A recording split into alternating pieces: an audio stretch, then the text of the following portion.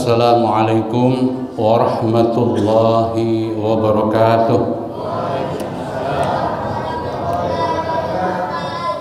Alhamdulillahilladzi hadana lihadza wa ma kunna linahtadiya laula an hadana Allah.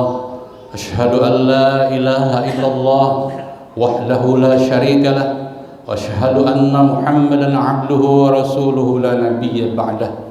Allahumma fassalli wa sallim wa barik ala nabiyyina Muhammad wa ala alihi wa sahabatihi ajma'in. Amma ba'd. Hadirinul hadirat, shaimin dan shaimat rahimakumullah. Alhamdulillah, pada hari ini hari yang malam yang ke-18 ya. Puasa sudah 17 hari. Hari ini adalah tanggal 17 Ramadan, hari yang sangat bersejarah. Di antaranya adalah 17 Ramadan, hari pertama kali Al-Quran diturunkan oleh Allah Subhanahu wa Ta'ala di mana Bu? Pak? Di Gua Hira ya. Tahun 610 Masehi. Baginda Nabi Muhammad SAW menerima surah yang pertama, itu surah apa? Al-Alaq ayat 1 sampai 5, Iqra dan seterusnya. Kemudian tanggal 17 Ramadan juga merupakan hari yang bersejarah, karena hari ini tanggal 17 Ramadan baginda Rasulullah SAW tahun kedua Hijriah mengalami pertempuran yang sangat dahsyat, yaitu perang Badar, di mana pasukan Rasulullah Nabi Muhammad SAW beserta kaum muslimin berjumlah 300 orang. Sedangkan kaum kafir Quraisy berjumlah 1000 orang, 1 berbanding 3. Akan tetapi Allah Subhanahu wa Ta'ala memberikan pertolongan kepada kaum muslimin. Nabi Muhammad SAW diturunkannya para malaikat untuk membantu kaum muslimin pada waktu itu, sehingga turunlah ayat kepada malaikat. Ayat turun ditujukan untuk para malaikat, yaitu apa? Faqtuluhum haitsu saqiftumuhum. Bunuhlah mereka di mana saja kalian temukan mereka. Itu ayat itu ditujukan kepada para malaikat pada waktu kondisi perang Badar. Ayat inilah yang kemudian dipakai oleh kaum liberal, orang-orang yang Islamofobia, dipakai oleh mereka dengan mengatakan bahwa orang Islam itu radikal, teroris. Orang Islam itu suka membunuh. Karena ayatnya berbunyi faqtuluhum haitsu saqiftumuhum. Bunuhlah mereka di mana saja kalian menemui mereka. Padahal sesungguhnya ayat itu diturunkan yaitu untuk para malaikat yang pada waktu membantu kaum muslimin perang Badar. Kemudian peperangan itu dimenangkan oleh Rasulullah SAW. Begitu dahsyatnya kaum muslimin bulan Ramadan. Mereka lapar, mereka haus, tapi mereka berperang, berjuang membela agama Allah Subhanahu wa Ta'ala. Sedangkan kita, alhamdulillah, kita lapar, kita haus, kita masuk kamar, kemudian apa? Meletakkan kepala kita di bantal, kita tidur. Nah, insya Allah ya. Di mana kaum muslimin, orang-orang di Mekah, mereka bulan Ramadan adalah bulan di mana mereka rajin bersedekah. Kalau kita umroh atau kita pergi ke daerah Timur Tengah sana, ketika menjelang maghrib kita dijegat oleh anak-anak kecil, kemudian disuruh untuk masuk ke rumah atau dipersilahkan untuk berbuka puasa bersama dengan mereka. Masya Allah, bulan Ramadan adalah bulan berbagi, bulan di mana kita merasakan pedihnya rasa lapar, merasakan sakitnya bagaimana rasa haus. Bayangkan saudara-saudara kita yang kelaparan, saudara-saudara kita yang kehausan, saudara-saudara kita yang melarat. Mereka berpuasa bukan hanya di bulan Ramadan saja, tetapi sepanjang tahun mereka berpuasa. Bagaimana nasib mereka kalau umat Islam tidak peduli dengan mereka? Ada seorang wartawan ditanya oleh seorang pemuda muslim dari Ethiopia, Seorang pemuda muslim ini badannya kurus, kering, kerontang, tulang hanya dibalut oleh kulit saja, matanya sudah celong. Si pemuda muslim dari Ethiopia ini bertanya kepada wartawan, bagaimana hukumnya saya berpuasa tanpa berbuka dan tanpa sahur? Kemudian wartawan itu menyampaikan pertanyaan itu kepada seorang syekh yang ada di Timur Tengah, yang sedang melaksanakan sebuah acara di stasiun televisi. Wahai syekh, ada seorang pemuda muslim dari Ethiopia, badannya kurus, kering, kerontang. Dia bertanya, kemudian di setel rekaman pertanyaannya itu kepada syekh yang ada di stasiun televisi. Dia bertanya, wahai syekh, sahkah puasa saya? Saya puasa tanpa berbuka dan tanpa sahur. Syekh itu menangis terseduh-seduh, tidak bisa menjawab. Ini terjadi di aneka negeri, saudara sekalian. Bagaimana kaum muslimin Rohingya yang mereka berbulan-bulan terapung-apung di lautan, masuk ke negara sini ditolak, masuk ke negara sana ditolak, masuk kemana-mana ditolak.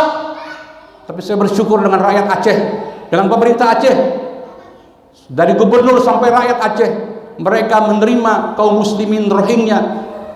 Mereka berkata, kami terima saudara kami muslimin Rohingya sampai kapanpun mereka mau tinggal di negeri Aceh. Bayangkan saudara, jadi kita puasa itu bukan hanya menahan lapar dan haus saja, tapi juga rasakan juga penderitaan kaum muslimin, saudara-saudara kita yang ada di Suriah, yang ada di Palestina, sedang sholat taraweh dibom dengan granat listrik, dilempar gas air mata, diusir dari masjid. Belum lama di Papua ada sebuah musola sedang melaksanakan ibadah sholat taraweh, itu ditembaki oleh KKB sampai 2 TNI gugur.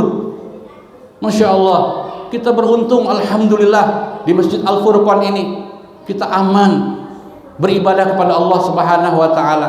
Tetapi kenapa semakin hari semakin menyusut? Mudah-mudahan kita yang hadir di sini diberikan istiqomah oleh Allah Subhanahu wa taala sampai akhir bulan suci Ramadan. Pada kesempatan ini saya hanya ingin menyampaikan bahwa puasa itu ada tiga golongan puasa. Yang pertama, puasa awam, puasa orang-orang yang awam. Yang kedua, puasa khusus.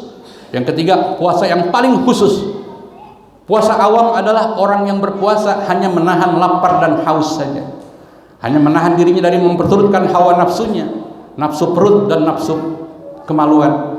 Itu puasa awam. Nah, puasa awam ini termasuk puasa yang tercela, karena Rasulullah SAW bersabda, kam min shaimin laisa lahu min siyamihi illa ju' wal atos. Berapa banyak orang yang berpuasa tetapi mereka tidak mendapatkan pahala nilai puasa kecuali hanya lapar dan haus saja. Ini puasa awam. Yang kedua, puasa khusus. Puasa khusus adalah orang yang berpuasa di samping dia menjaga tidak makan, tidak minum, tidak melakukan hubungan seksual, tapi dia juga menjaga pandangan, menjaga pendengarannya, menjaga lisannya, menjaga tangan dan kakinya, menjaga seluruh anggota badannya. Itu adalah puasa khusus. Ketika bulan Ramadan, dia menjaga pandangannya dari yang haram, yang tercela, yang tidak diridhoi oleh Allah Subhanahu wa taala. Rasulullah SAW bersabda, an-nazratu sahmun min samumil si iblis. Pandangan itu adalah panah beracun, sahmun mahmumun min sihami iblis, panah beracun dari panah-panahnya iblis. Barang siapa yang meninggalkannya, faman tarakaha khaufan min Allah, barang siapa yang meninggalkannya karena takut kepada Allah, atahullahu azza wa jalla halawatan fi qalbihi, maka Allah akan memberikan rasa manis iman dalam hatinya. Jadi meninggalkan pandangan yang haram itu bukan karena udah tua atau karena jelek. Nah, teman saya lihat perempuan, tumben nunduk, kurang nggak menarik tuh. Nunduk dia kenapa? Udah tua tuh. Kalau lihat yang cantik dia pelototin. Nah, itu salah ya. Jadi kalau pas lihat perempuan atau lihat sesuatu yang haram kan buru-buru kita istighfar. Astagfirullahaladzim. Tapi istighfar jangan lihat lagi. Nah, itu ntar bisa merusak puasa kita, ya, menjaga pandangan mata kita, kemudian menjaga pendengaran kita, telinga kita dijaga dari yang haram. Segala sesuatu yang kita ucapkan haram, maka mendengarkannya pun haram. Kita bergibah haram atau tidak, Bu? Gibah haram enggak? Mengupat haram enggak? Mengupat, membicarakan aib orang lain, keburukan orang lain hukumnya haram, maka mendengarnya pun juga haram. As-sami kama qara, orang yang mendengar sama hukumnya dengan orang yang mengucapkan. Jadi kalau ada berita-berita hoax atau di TV, stasiun TV cerita-cerita tentang yang kita tidak tahu, kita tidak akan kenal, kita nggak usah dengar, karena kita akan diminta pertanggungjawaban oleh Allah Subhanahu Wa Taala. Kemudian menjaga lisan dari berbicara yang ngawur, berbicara yang kotor, berbicara yang kasar, ya. Kata Rasulullah, apabila kalian berpuasa, fala yarfus, janganlah kalian berkata yang buruk, berkata yang kasar. Wala yajhal, dan janganlah kalian berbuat bodoh, ya. Jangan berkata yang kasar, jangan berkata yang buruk. Wa ini mru'un qatalahu, dan jika ada orang yang mengajak bertengkar atau berdebat atau berkelahi atau mencaci kamu, au syatamahu, falyakul, maka katakanlah inni shaim, inni shaim, inni shaim. Saya sedang berpuasa, saya sedang berpuasa, saya sedang berpuasa. Jadi kalau ada siang hari ada yang ngajak bertengkar, ada yang mencaci kita, katakan saya sedang berpuasa. Jangan dibalas, saya sedang berpuasa. Tar tunggu habis maghrib ya. Oh, sama aja bohong, habis maghrib. Jadi tetap kita harus istiqomah, ya. Kemudian menjaga tangan kita. Kita berdoa kepada Allah, ya Allah jadikanlah tangan hamba ini tangan yang selalu menolong orang, tangan yang suka berbagi, tangan yang suka bersedekah, tangan yang selalu membantu orang lain. Kita mohon kepada Allah, ya Allah jadikanlah kedua kaki hamba ini kaki yang selalu melangkah kepada kebaikan, kepada kebenaran. Jadi puasa khusus adalah orang yang berpuasa bukan hanya menahan lapar dan dahaga, tetapi juga menahan seluruh anggota badannya dari hal-hal yang diharamkan oleh Allah Subhanahu Wa Taala. Yang ketiga, puasa paling khusus itu adalah puasa para nabi, puasa para siddiqin, para wali, yaitu puasa orang yang hatinya dia tidak memikirkan dunia, dia hanya memikirkan akhirat, dia hanya memikirkan Allah Subhanahu Wa Taala. Orang yang puasa, yang hatinya berpuasa, ya, dalam hatinya dia berpuasa, artinya dia menjaga hatinya dari hal-hal keduniawian. Dia merasa batal jika dia memikirkan duniawi. Dia hanya memikirkan Allah Subhanahu Wa Taala. Ketika di siang hari kita merasakan lemas, lapar, dahaga, makanya satu adab akhlak orang berpuasa adalah tidak dianjurkan kita tidur terlalu lama siang hari. Supaya apa? Supaya kita merasakan lapar, supaya kita merasakan hausnya orang berpuasa. Ketika orang merasakan lapar, dahaga dan haus, maka tidak ada kekuatan lagi. Yang ada hati kita akan jernih, akan bersih. Disitulah Allah akan membukakan rahasia-rahasia, keajaiban-keajaibannya. Oleh karena itu orang yang khawasul khawas, puasanya yang paling khusus, ketika malam hari di bulan suci Ramadan, dia biasa aja, tidak makan, begitu pas buka segala semua ada, ya, ada kolak, ada pangsit, ada cendol, ada cincau, ada tahu, semuanya ada bihun, ada semuanya ada. Ya, enggak, orang yang puasa paling khusus dianggap biasa aja. Ketika malam hari dia merasa ingin mendekatkan diri kepada Allah Subhanahu Wa Taala. Karena orang yang perutnya kenyang, orang yang selalu perutnya kenyang, maka di hari kiamat dialah yang paling lama laparnya. Oleh karena itu Bapak Ibu sekalian, itulah yang saya sampaikan. Mudah-mudahan bermanfaat, mudah-mudahan kita semua mendapatkan rahmat dari Allah Subhanahu Wa Taala. Mudah-mudahan Allah Subhanahu Wa Taala menerima pahala ibadah puasa kita, Allah menerima sholat kita, Allah menjadikan kita hamba-hamba yang muttaqin, hamba-hamba yang bertakwa kepada Allah Subhanahu Wa Taala. Marilah kita berdoa kepada Allah Subhanahu Wa Taala. A'udzubillahi minasyaitonirrajim. Bismillahirrahmanirrahim. Allahumma shalli wa sallim wa barik ala nabiyyina Muhammad wa ala alihi wa sahbihi ajma'in.